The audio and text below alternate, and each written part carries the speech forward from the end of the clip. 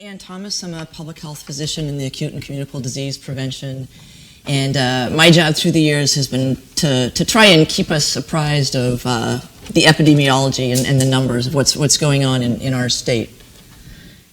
And so I'll talk today, first actually I'll start with some national news. There's some updated NHANES prevalence data, and then I'll talk about Hep C, HIV, and syphilis in our state, and then some other sort of health indicators that we see in persons who inject.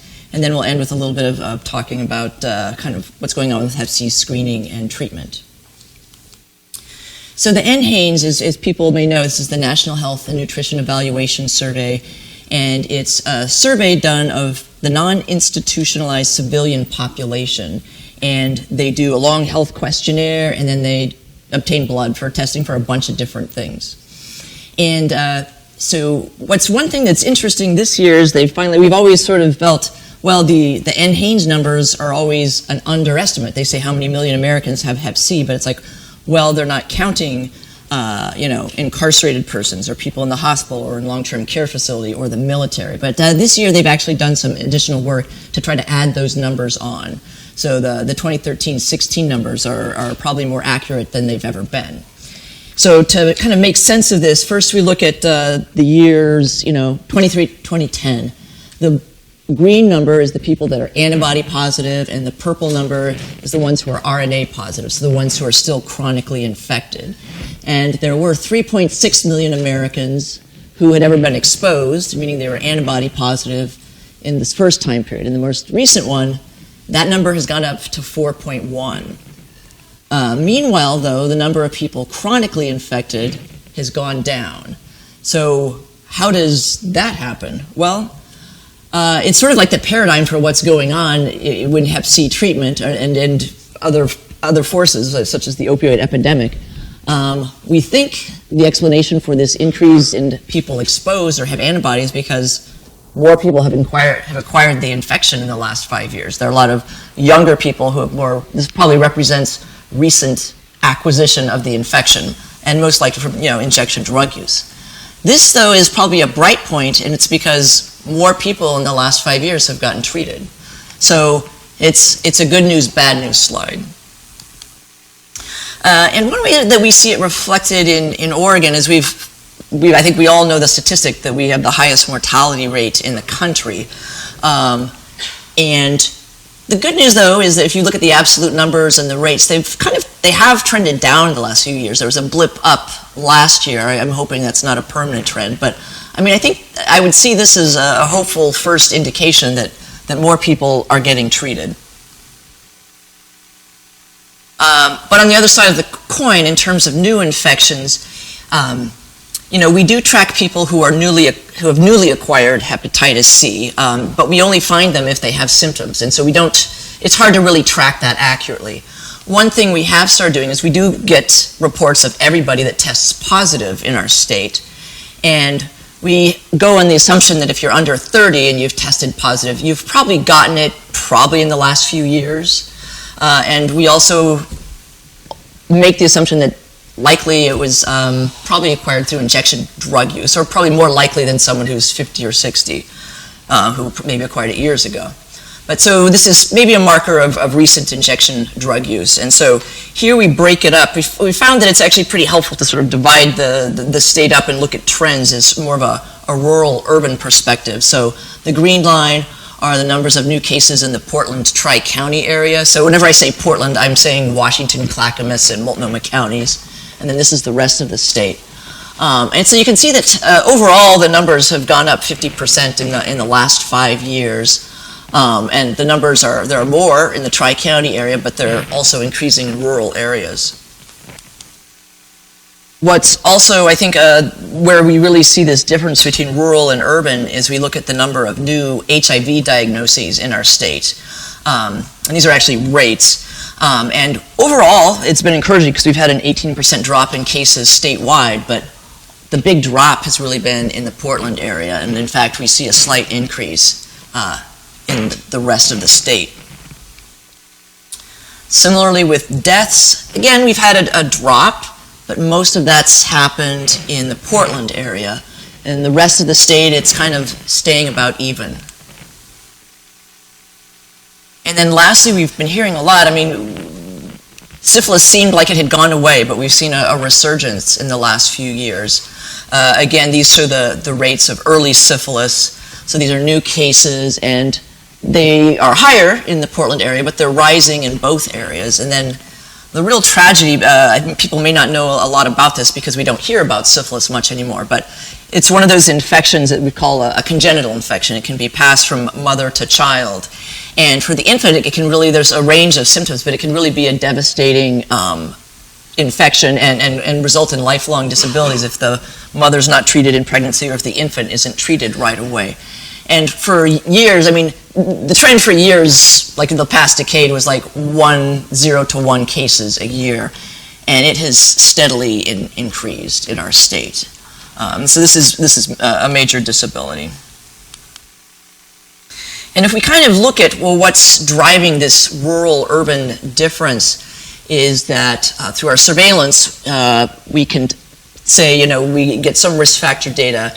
And if you look at for HIV cases, these are the new HIV cases in the last 5 years, what proportion reported that they had injected drugs. And that number is higher in the rest of Oregon than it is in the Portland area. And that's also true of deaths. Acute Hep C, we only get about 20-25 cases a year because they're hard to find, but they usually do get interviewed. And so we do know that, of course, it's injection drug use is a major source of transmission. And that one is a little bit lower in the rest of Oregon, but these numbers are small, and it almost doesn't matter. It's still very high. And then lastly, in syphilis, it turns out, I mean, of course, it's sexually transmitted, but having these other risk factors, alcohol, drug use, contribute to the transmission of this disease. And we see again that the proportion of people who report injection drug use is higher in rural areas. I'll turn next to something, the diseases I've talked to you about are kind of our traditional public health diseases that we do surveillance for. But through, this is actually the work of Jeff Capizzi, who has done some work looking at hospitalizations due to what we think are injection drug-related bacterial infections. So this is looking at state hospital discharge data. And what Jeff did was he created this algorithm as he found people that had infections that are often seen in people who inject, and then he also looked for like a discharge diagnosis of some kind of drug use or dependence. And what we see is back in 2008, there were kind of like, I think, adding them all up together, it's like 800 or 900 infections, and then it goes up 5-fold in this time period. And you can see the types of infections that have increased. This is a bloodstream infection that has taken off. These are skin soft tissue infections. And then these aren't as numerous. These are endocarditis, which is infection of your heart valve. And then the white is osteomyelitis, which is a bone infection. But these are big-time, serious, expensive infections because you're in the hospital. It's hard to get to cure something that's in your bone or in your heart. So you have to be in the hospital a long time getting IV antibiotics. And I presented some of these data last year, but what's new is that we've gone and done some looking at the costs of these, and it's all adjusted to 2015 US dollars. And what we see is that, as it was in 2008 when the numbers were a couple hundred, we still spent 70 million on these hospitalizations, and it's up to over 200 million now. Now, when we look at those infections, we're just seeing discharge codes for like osteomyelitis or what they had. We don't know that much about the bugs. But we're fortunate to have, through a couple other special surveillance systems it's through our Emerging Infections Program. And one of the ones, it's kind of one of my other day jobs, is I look at bacterial infections here in the Tri-County area. And this is an infection called Group A strep. And I mean, most people here have probably had a strep throat, right?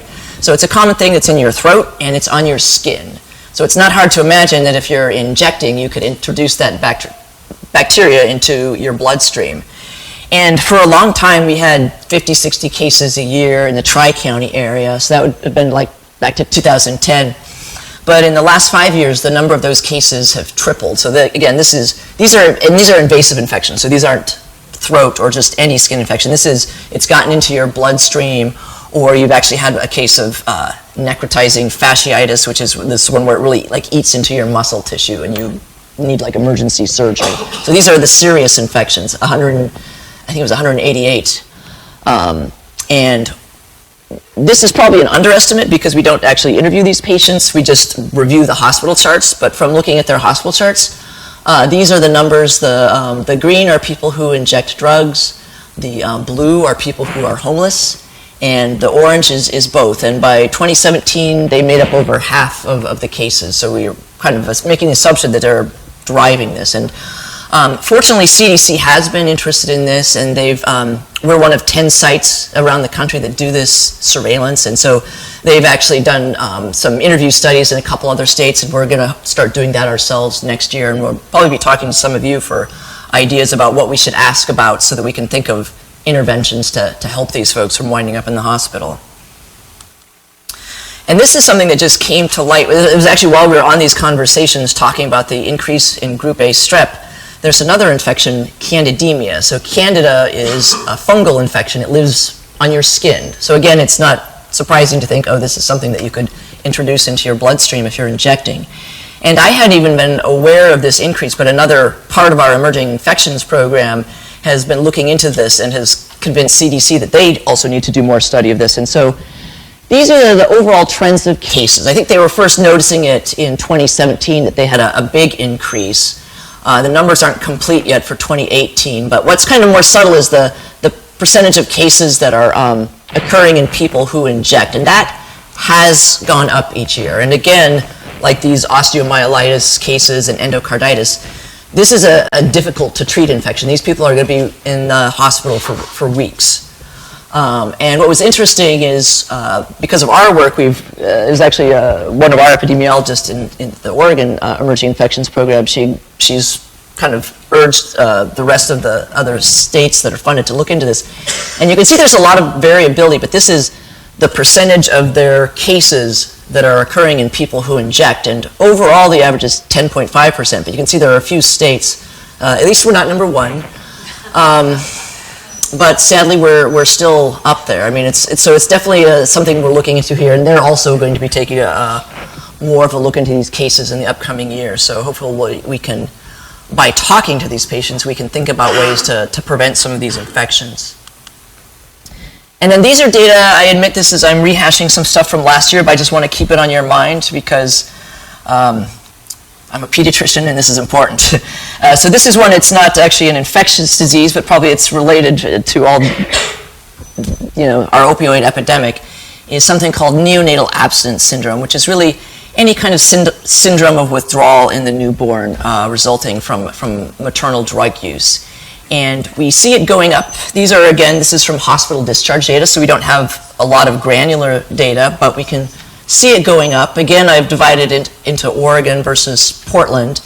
And the numbers are actually pretty close, and they're both going in the direction we don't want to see. And then the second one, this is again a repeat from last year. We have seen increases. Again, this is probably underreported, but what we do is on birth certificates, they track things like whether the mom has hepatitis B or has had rubella or group B strep, some of these infections that can be passed on to the newborn. And 8 years ago, they started